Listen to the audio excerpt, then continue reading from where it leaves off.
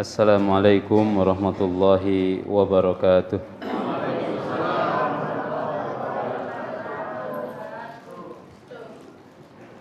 Innal hamdalillah nahmaduhu wa nasta'inuhu wa nastaghfiruh wa na'udzu billahi min shururi anfusina wa sayyiati a'malina may yahdihillahu fala mudilla lahu wa may yudlil fala hadiya lahu. Ashhadu an la ilaha illallah wahdahu la syarika lah wa ashhadu anna Muhammadan abduhu wa rasuluhu alladzi la nabiyya ba'dah. Allahumma salli wa sallim wa barik ala Muhammadin wa ala alihi wa sahbihi ajma'in, amma ba'd. Jamaah sekalian yang dirahmati Allah Subhanahu wa taala, alhamdulillah, puji syukur senantiasa kita panjatkan kehadirat Allah Subhanahu wa taala.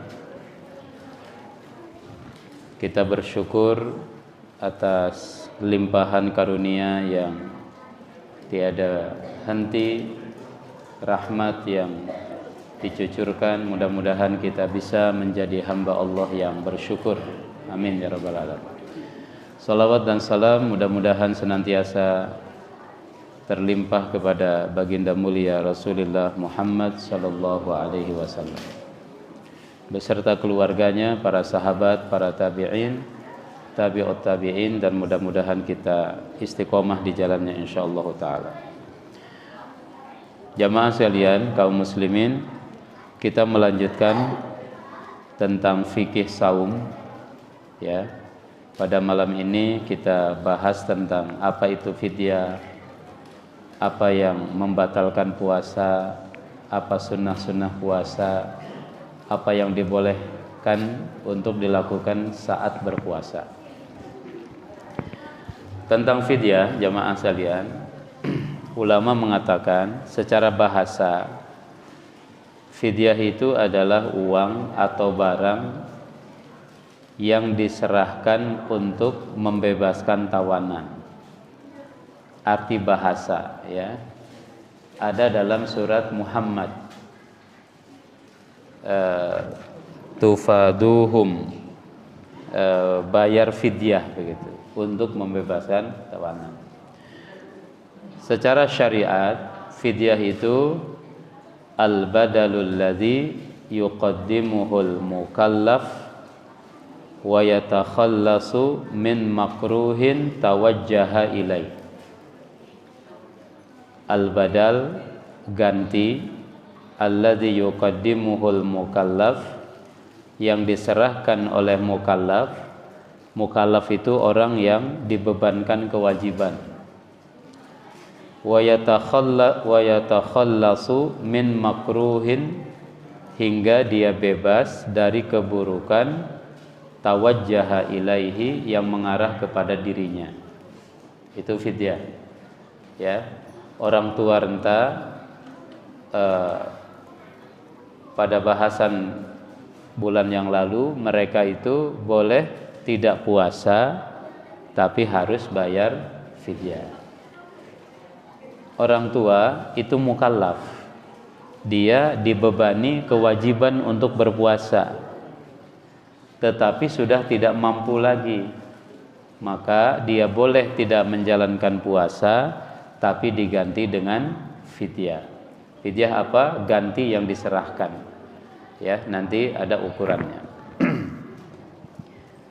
Dan jamaah sekalian dirahmati Allah Subhanahu wa taala,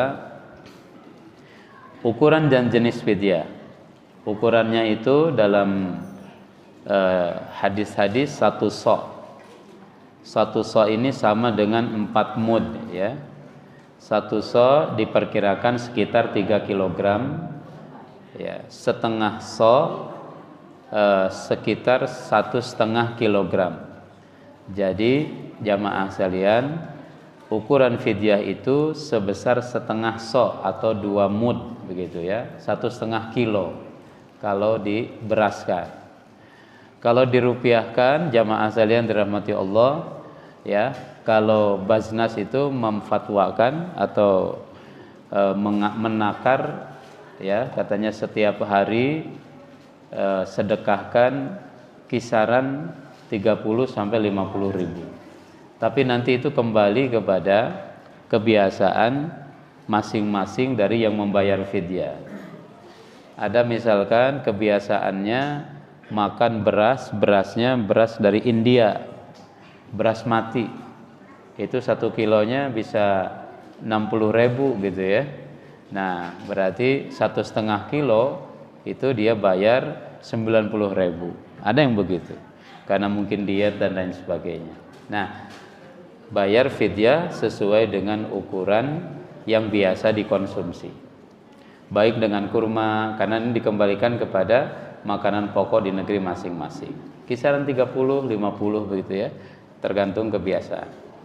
Cara bayarnya dianggap telah sah membayar fidyah jika telah memberi makan kepada 1 orang miskin untuk 1 hari yang ditinggalkan. Hari ini tidak puasa, maka berikan 1 porsi kepada miskin. Caranya bagaimana? Bisa 2 cara. Ya, pertama masak atau buat makanan, kemudian diundang tuh orang miskin. Sejumlah hari-hari yang ditinggalkan selama bulan Ramadan. Jadi boleh dilakukannya nanti di akhir. Ya, orang tua kita sudah tidak mampu puasa 30 hari tidak berpuasa, panggil, undang 30 orang miskin. Siapkan makanan. Nah, setelah mereka menikmati sebagai fidyah, maka tuntas kewajiban untuk membayar fidyah. Ini dilakukan oleh sahabat Anas bin Malik ketika beliau sudah menginjak usia senja. Anas bin Malik itu sahabat Nabi yang usianya panjang jamaah sekalian, sekitar 90 tahun usia beliau ya. Sekitar ketika menginjak usia tua beliau tidak puasa tapi membayar fidyah. Yang kedua, memberikan kepada orang miskin berupa makanan yang belum dimasak. Kalau beras misalkan 1,5 kilo dan lain sebagainya. Nah, pemberian ini dapat dilakukan sekaligus ya. Misalnya bayar fidyah untuk 20 hari disalurkan kepada 20 orang miskin. Saya punya hutang 20 hari, maka salurkan kepada 20 orang miskin boleh. Atau bisa juga diberikan hanya kepada 1 orang miskin sebanyak 20 hari. Saya punya hutang 20 hari, dikasih saja kepada 1 orang ya, sebanyak 20 porsi. Nah gitu. Kalau 20 porsi makan tentu kasihan, dia nggak bisa ngabisin jamaah sekalian. Tapi kalau bentuknya bahan makanan, sembako misalkan untuk 20 hari, wah lumayan tuh. Itu boleh dilakukan seperti itu. Kata Al-Mawardi, boleh saja mengeluarkan fidyah pada 1 orang miskin sekaligus. Hal ini tidak ada perselisihan di antara para ulama. Ya, itu fidyah tuh cara bayarnya begitu. Jadi bisa setiap hari ini misalkan orang tua kita nggak saum, hari ini 1 porsi kepada miskin, boleh. Atau nanti di akhir, ya di akhir Ramadan, berapa hari yang ditinggalkan? 1 bulan, 30 hari, panggil 30 orang miskin. Yuk makan, ya. Makan nasi kebuli, kambing guling, wah luar biasa, senang banget mereka jemaah saya. Atau ini ada 30 hari diberikan kepada 1 orang miskin saja sebanyak 30 porsi. Nah, 30 porsi. Itu juga bisa dilakukan seperti itu. Mana saja yang lebih mudah.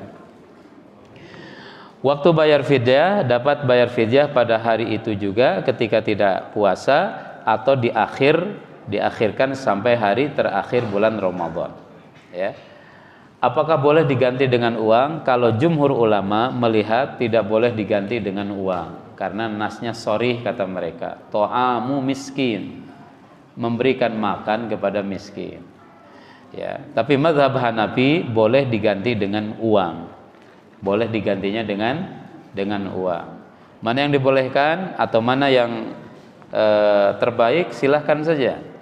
Kalau hari ini ya semiskin-miskinnya di Jakarta misalkan, kalau bulan Ramadan mah Masya Allah makanan berlimpah dan lain sebagainya, udahlah diganti saja dengan uang, lebih maslahat. Mungkin nanti dia makannya untuk sahur dan lain sebagainya, silahkan, boleh diganti dengan uang. Ini merujuk kepada fatwa dalam salah satu situs. Jamaah sekalian dirahmati Allah Subhanahu wa taala, sebelum kita lanjut, kita ke sunnah-sunnah puasa. Ada 2 pertanyaan tadi saya lupa. Ya. Pertama, kalau meninggalkan puasa ya lama begitu. Ketika dulu di saat remaja puasanya suka bolong-bolong, sekarang sudah mungkin paham hukumnya, bagaimana cara menggantinya. Bahkan mungkin saja banyakkan bolongnya daripada rapatnya. Ya, puasa 30 hari, bolongnya 25. Nah, atau gimana? Atau seperti itu. Bagaimana hukumnya jamaah sekalian? Puasa yang ditinggalkan itu wajib diqadha. Ya. Wajib diqadha. Faman kana minkum maridhan aw ala safarin fa iddatum min ayyamin ukhra. Wajib diqadha. Tapi Ustaz kebanyakan qadhanya, fattaqullaha mastata'tum. Ya, lakukan semampu yang bisa kita lakukan. Karena tidak ada kewajiban yang ditinggalkan, kewajiban puasa yang ditinggalkan kecuali qadha, kudu dibayar. Ya, bahkan Nabi mengatakan fadainullah ahaqqu ayyuqda. Hutang kepada Allah lebih berhak untuk dibayar. Hutang kepada manusia mesti dibayar, apalagi hutang kepada Allah Subhanahu wa taala. Bagaimana caranya? Semampunya silahkan. Tunjukkan keseriusan kepada Allah Subhanahu wa taala, kalau saya ingin melunasi kewajiban yang tertinggal. Wallahu a'lam bishawab ya. Itu boleh dibilang pendapat menurut saya paling kuat dalam bab itu. Nah, jamaah sekalian, perbedaannya itu di sini. Perbedaannya apakah ketika bayar itu ditambah fidyah atau enggak? Dulu ketika usia 17 tahun, 16 tahun, ya, banyak puasa bolong. Nah, hari ini ketika mau bayar, apakah disertai fidyah atau tidak? Ada perbedaan pendapat ulama. Ada yang mengatakan bayar qadha saja, tidak mesti tambah fidyah. Tapi ada juga yang mengatakan tambah dengan fidyah sebagai kifarat. Karena dulu tidak ada alasan kenapa mesti meninggalkan puasa. Nah, sebagai tanda taubat kepada Allah Subhanahu wa taala, maka ditambahi dengan fidyah. Wallahu a'lam bishawab. Mana yang lebih kuat kembali kepada diri masing-masing. Ya, ada keluasan rizki, saya serius ingin taubat kepada Allah Subhanahu wa taala, saya ingin sedekah, tambahin fidyah, monggo. Gitu ya. Pertanyaan yang kedua, jamaah sekalian, kalau di bulan Ramadan ya, pahala itu dilipat gandakan. Kalau ibadah pahalanya berlipat-lipat. Apakah kalau berbuat maksiat dosanya berlipat-lipat? Nah, gitu ya. Betul. Ini ada keterangan yang disampaikan dalam kitab Matalib Ulin Nuha. Wa tudha'aful hasanah wasayyi'ah bimakanin fadil. Kebaikan dan keburukan itu akan dilipat gandakan di tempat-tempat yang utama, seperti di Mekah, di Madinah, di Baitul Maqdis, di dalam masjid. Ya. Dan juga wa bi zamanin fadil. Kebaikan dan keburukan juga akan berlipat ketika dilakukan pada waktu yang utama, kayaumil jumu'ah, seperti hari Jumat, Syahril Haram, bulan Ramadan dan lain sebagainya. Ya. Kalau tentang kebaikan itu kita banyak dalilnya. Kalau keburukan, maksiat yang dilakukan di waktu utama, di bulan utama, di tempat yang utama, maksudnya apa? Kata Ibnu Abbas dan Ibnu Mas'ud, fi tadhifis sayyi'at, tentang dilipat gandakan keburukan pada bulan-bulan baik dan tempat-tempat yang baik itu, innama aradu mudha'afataha fil kaifiyah dunal kamiyah. Jadi yang dilipat gandakannya itu bukan kuantitasnya, tapi kualitas dosanya. Ya, kalau kebaikan, satu kebaikan jadi 10. Kalau di Ramadan yang sunnah dihitung wajib. Kalau di Ramadan. Nah, kalau kejahatan, keburukan yang dilipat gandakan itu bukan kuantitasnya. Melakukan 1 sama dengan 10 enggak, tapi keburukan yang dilakukan 1 kali, tapi nilai keburukannya itu berlipat-lipat keburukannya dibanding keburukan yang dilakukan di bulan-bulan yang lain. Jadi pertanyaan yang bertanya apakah dilipat gandakan? Iya, dilipat gandakan kualitasnya. Maksudnya kalau berbuat maksiat di Ramadan, ya, itu kemaksiatan tuh nilainya langsung tinggi gitu. Berat nilai dosanya, jamaah sekalian. Nilai dosanya sangat berat sekali. Itu dalam kitab Matalib Ulin Nuha wallahu a'lam bis-shawab, ya. Begitu jamaah sekalian, kepada yang bertanya mudah-mudahan bisa terjawab dengan penjelasan yang tadi. Kita masuk kepada sunnah-sunnah puasa. Pertama, akhirkan sahur, ya. La tazalu ummati bi khairin ma ajjalul iftar wa akharus sahur. Umatku, kata Nabi, ini mohon maaf terjemahnya enggak pas. La tazalu ummati bi khairin. Umatku senantiasa mendapatkan kebaikan ma ajjalul iftar, selama menyegerakan buka puasa, wa akharus sahur, dan mengakhirkan sahur. Tapi menyegerakan buka puasa bukan berarti kalau azan jam 6:09, jam 6 kurang seperempat sudah buka. Kan katanya menyegerakan buka puasa. Maksudnya azan masuk jangan ditunda-tunda. Sahur sebaiknya diakhirkan.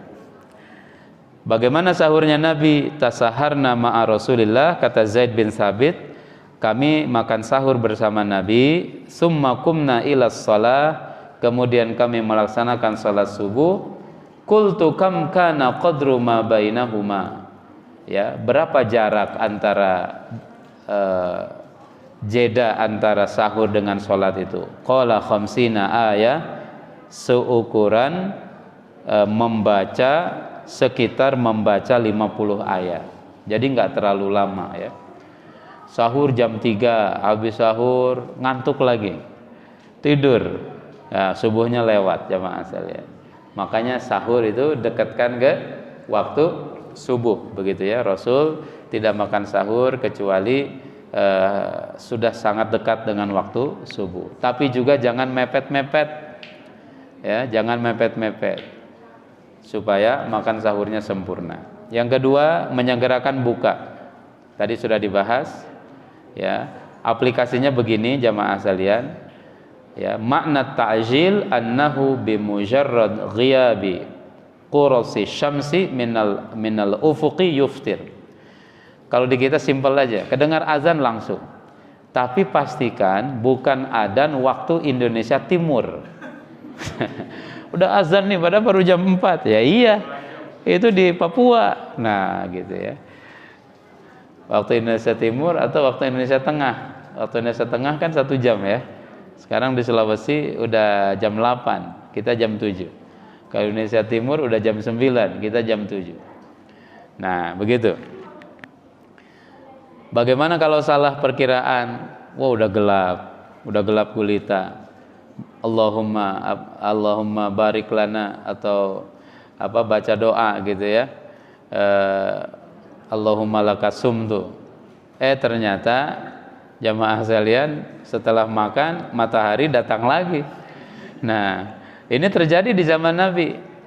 Asma binti Abi Bakar As-Siddiq, dia bilang begini, aftarna ala ahdin Nabi yauma ghaimin. Di zaman Nabi kami buka puasa ketika gelap gulita, ya, mungkin langitnya gelap, dan mereka menyangka sudah masuk maghrib. Yauma ghaimin, makan, buka puasa, summa tala'ati syamsu, mataharinya datang lagi. Di zaman Nabi terjadi begitu. Mungkin di zaman sekarang begitu, mungkin aja. tengah hutan misalkan ya. Tengah hutan jangankan jam 4 jam 5, jam 3 aja udah gelap gulita. Apalagi hutannya hutan belantara. Walhamdulillah, ini maghrib kalau di hutan tuh cepat kata dia. Bukan cepat ya jamaah sekalian. Mungkin jamnya mati, matahari ketutup, apalagi di dalam goa. Malam terus, makan terus. Ini matahari nggak terbit-terbit. Bukan nggak terbit-terbit, dia di dalam goa gitu ya. Nah, jadi kalau salah menduga jamaah sekalian, Asma buka puasa. Kata Ibnu Taimiyah begini, ada dua hal. La yustahab ma'al ghaim at-ta'khir ila ayyatayaqan al-ghurub. Ya. Jadi kalaupun udah gelap, kalau kita pahami dari kasus Asma itu, kalau udah gelap di zaman Nabi itu udah nggak nunggu-nunggu, wah kelihatannya matahari ini udah tenggelam gitu ya. Kata Ibnu Taimiyah, kesimpulannya begitu. La yustahabbu, nggak dianjurkan ma'al ghaim at-ta'khir. Kalau kelihatan udah gelap ya udah selesaikan gitu ya makan. Nah, bahkan dia mengatakan la yajibul qadha, kalau kesalahan itu nggak wajib qadha. Fa inna nabi law amarahum bil qadha la sya'a dzalika.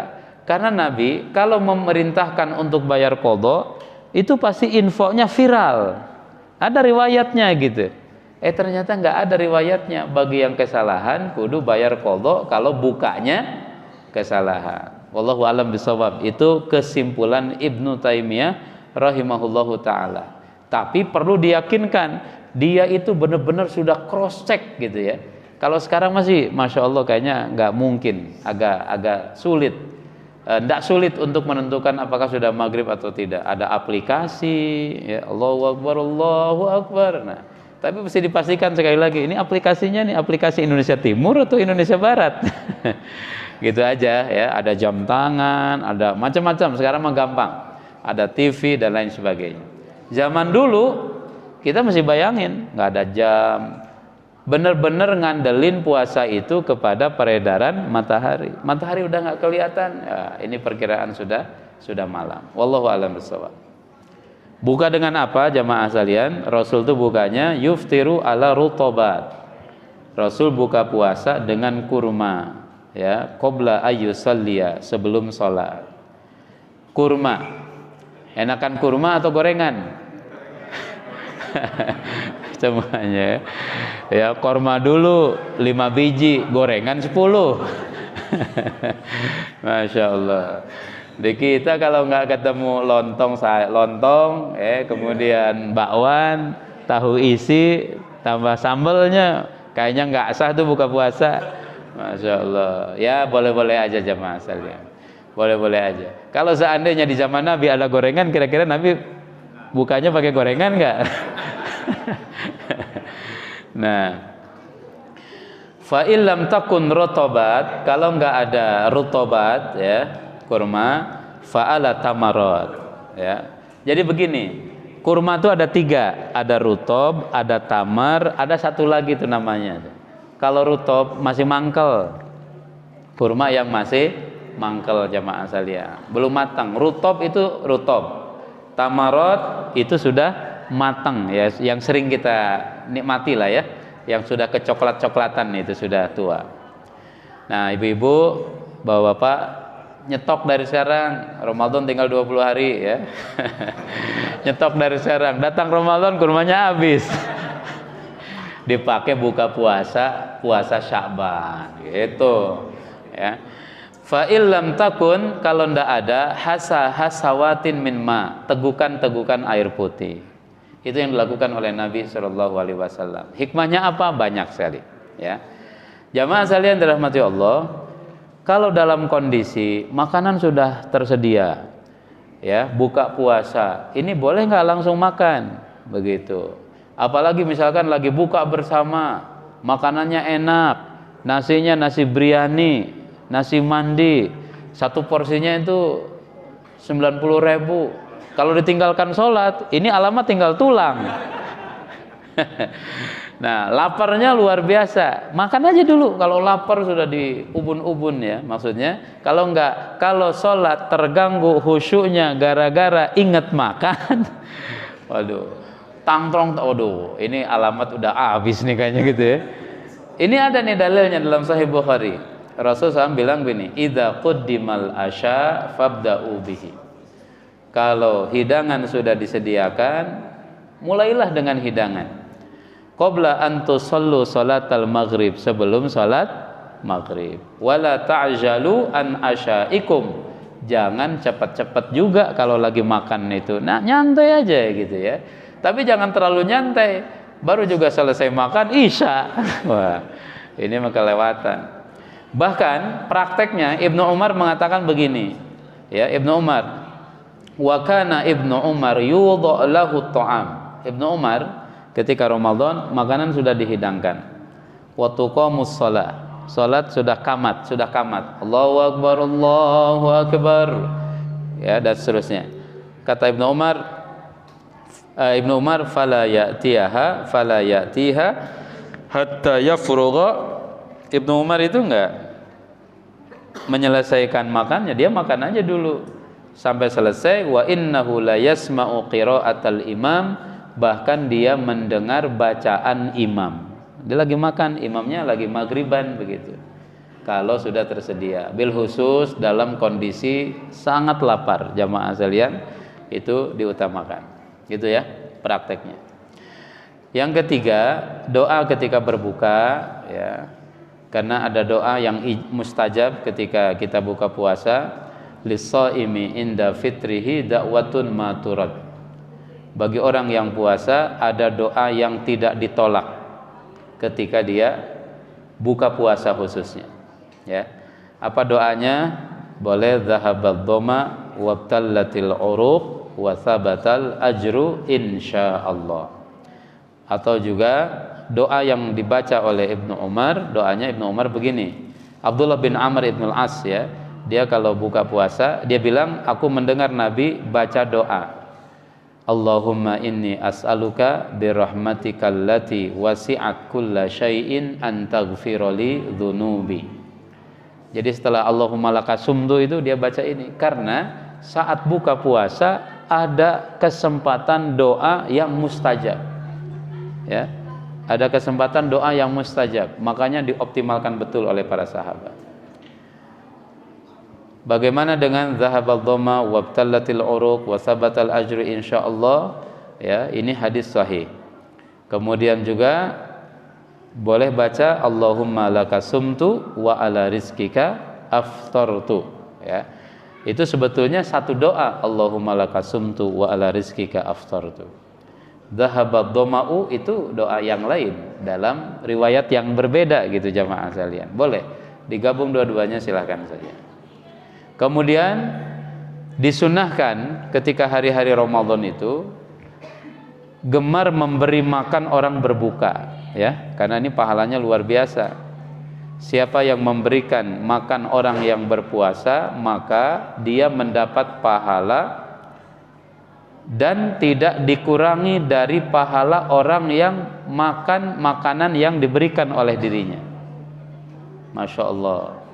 Oleh karena itu Ramadan ini luar biasa. Di kita banyak model.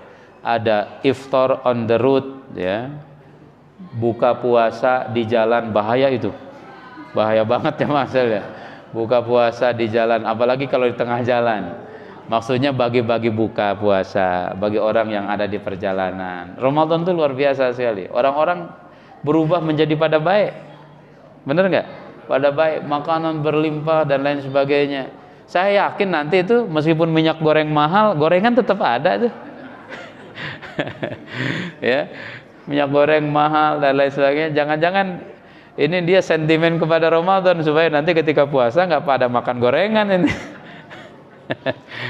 Ya, kemudian lebih banyak berderma, banyak sedekah, banyak infak jamaah sekalian di bulan Ramadan, karena di bulan Ramadan itu pahalanya luar biasa. Imam Syafi'i mengatakan demikian. Uhibbu lirrajul az-ziyadah bil judi fi syahri Ramadan. Aku mengagumi seseorang yang kemurahannya bertambah di bulan Ramadan. Iqtidaan bir Rasul sallallahu alaihi wasallam. Ya, karena mengikuti contoh dari Rasul Shallallahu Alaihi Wasallam. Nabi itu kalau Nabi adalah orang yang dermawan. Kedermawanannya lebih-lebih ketika datang bulan Ramadan. Itu dalam riwayat Nabi dikatakan seperti itu. Amal yang lain, jamaah sekalian, perbanyak baca Al-Quran, karena Ramadan disebut sebagai syahrul Quran. Kemudian apa yang membatalkan puasa? Makan minum dengan sengaja. Sengaja makan minum tentu batal puasa. Tapi kalau lupa, idza nasiya, kalau lupa, fa'akala wa syariba, dia makan, dia minum, maka falyutimma saumahu, sempurnakan puasanya. Itu pemberian makan dan minum dari Allah Subhanahu wa taala. Asal jangan pura-pura lupa. Pura-pura lupa. Tadi kelihatan kamu makan di warteg, emangnya kenapa? Kan gini bulan Ramadan. Oh, Ramadan ya, lupa saya. Masa amnesia dia. Ya. Ini pura-pura. Nah, sebagaimana jamaah sekalian, kalau ngelihat orang lupa makan minum, ingetin nggak? Udah kasihan, biarin aja. Ya, sampai selesai makannya. Jangan, karena dia makan minum itu karena lupa, begitu ya. Biasanya di awal-awal Ramadan itu terjadi begitu. Kemudian yang batal puasa juga muntah dengan sengaja, dikorek-korek supaya muntah, batal puasanya. Ya, ada dalilnya ini. Yang ketiga, haid dan nifas, ini batal puasa. Walaupun 10 menit sebelum buka puasa. Kemudian haid keluar, maka hari itu ibu-ibu puasanya batal dan sudah dihitung untuk yang diqadha nanti ketika selesai puasa. Kemudian keluar mani dengan sengaja, jamaah sekalian dirahmati Allah Subhanahu wa taala. Ya, ini bahasanya panjang, tetapi kira-kira jumhur ulama melihat ya keluarnya mani dengan sengaja, apakah dengan melihat pornografi, nonton dan lain sebagainya, ya, nauzubillahi min dzalik, ini batal puasa. Tapi kalau dia mimpi basah di siang hari Ramadan, tidak batal puasa. Lanjutin puasanya. Begitu ya. Yang menjadi dosa itu kenapa dia bisa sampai mimpi basah gitu ya. Nah, lihat apa dia sebelumnya. Kemudian juga berhubungan suami istri di siang hari Ramadan batal puasa. Bahkan kifaratnya itu besar sekali bagi yang sengaja hubungan suami istri di siang hari Ramadan. Ya, di siang hari Ramadan. Ini biasanya menjelang Ramadan tuh heran, banyak sekali undangan pernikahan itu. Luar biasa ya, Masya Allah. Mudah-mudahan nanti strumnya masih bisa dikendalikan ketika bulan Ramadan. Kan pengantin baru. Saya pernah punya murid, nikahnya itu Bapak Ibu, jamaah sekalian, nikahnya kapan? Malam 27 Ramadan. Wah. Jadi rupanya dia malam pertama sambil nyari Lailatul Qadar. Nah, Lailatul Qadar dia malam. Ada juga, ada teman di Ruteng tuh, di NTT. Anak pertamanya namanya siapa? Namanya Ustadz katanya, Lailatun Sajidah. Malam ya, malam dan dia ahli sujud. Oh, malam itu kan gelap. Wajar aja kalau kulitnya itu agak gelap-gelap begitu gitu. Karena malam itu. Dia lahir ketika malam bulan Ramadan. Masya Allah, soleha insya Allah. Apa yang dibolehkan ketika puasa, jamaah sekalian? Satu, ya, sudah masuk waktu subuh tapi masih junub. Masuk subuh tapi masih junub. Bangun misalkan 15 menit sebelum azan, belum sahur. Sahur dulu atau mandi dulu?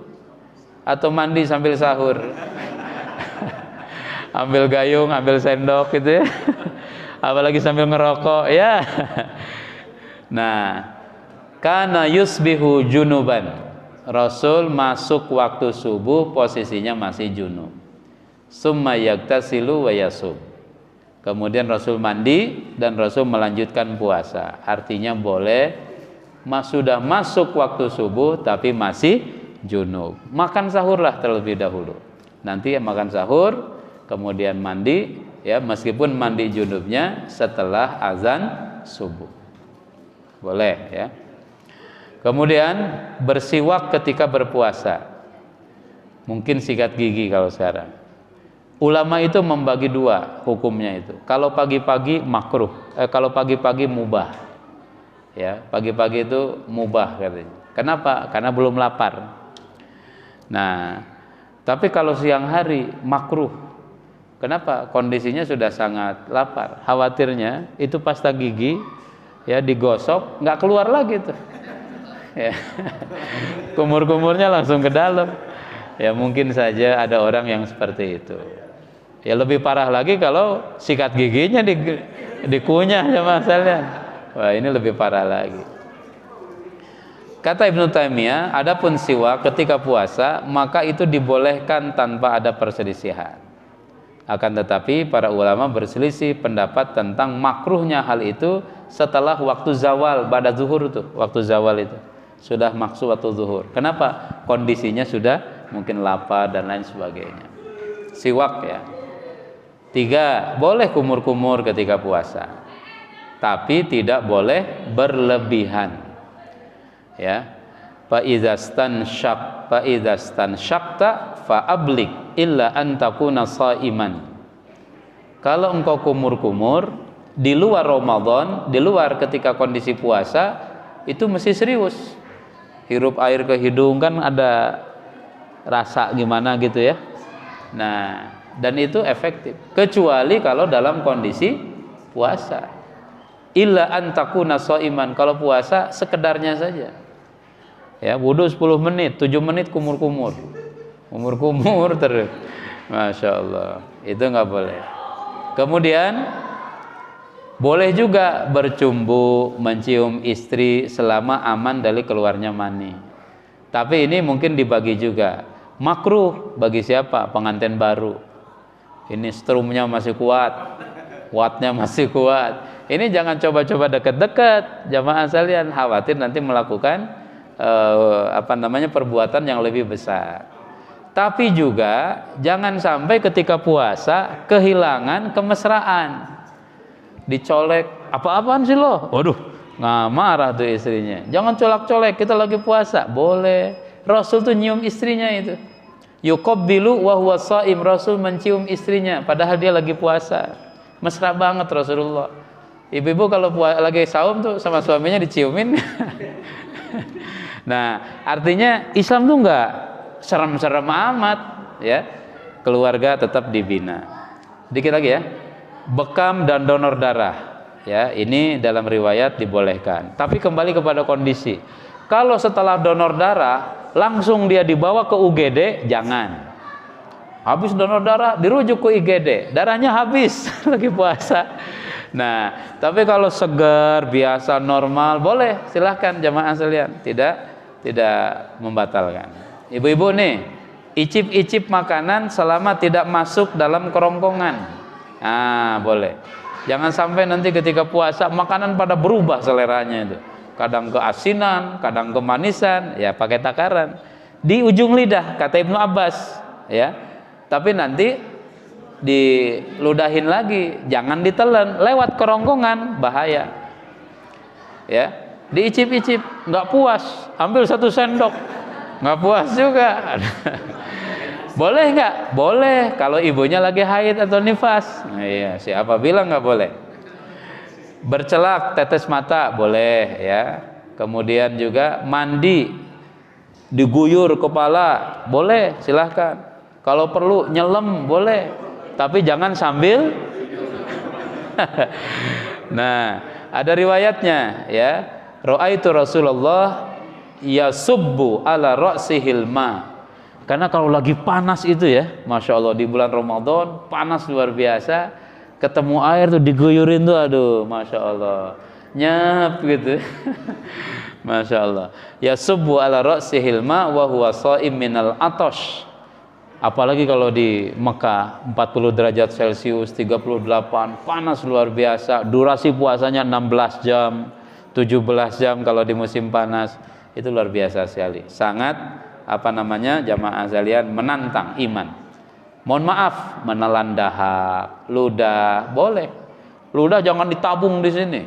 Ya. Jangan telan aja itu, karena itu hal yang normal aja. Ya, itu siklus dalam tubuh kita. Itu tidak ada salahnya. Jangan sampai nanti ditabungin, dikumpulin, baru ngeludah melulu. Karena dia pikir nelan ludah itu batal puasa. Enggak. Jamaah sekalian dirahmati Allah Subhanahu wa taala, itu sunnahnya yang boleh dan yang membatalkan puasa seperti itu. Mudah-mudahan Allah berikan kita kekuatan, nanti sehat ya, dan coronanya udah lari insyaallah. Jadi Ramadan nanti kita sudah bisa optimal, maksimal, tapi tetap waspada Bapak Ibu sekalian. Waspada itu penting karena memang statusnya belum dicabut ya. Kita masih kalau dalam kondisi pandemi, bukan endemi ya. Endemi itu kan sudah dianggap penyakit biasa. Wallahu a'lam bishawab. Ini yang bisa saya sampaikan. Aku qouli hadza wastaghfirullah li wa lakum. Wassalamualaikum warahmatullahi wabarakatuh.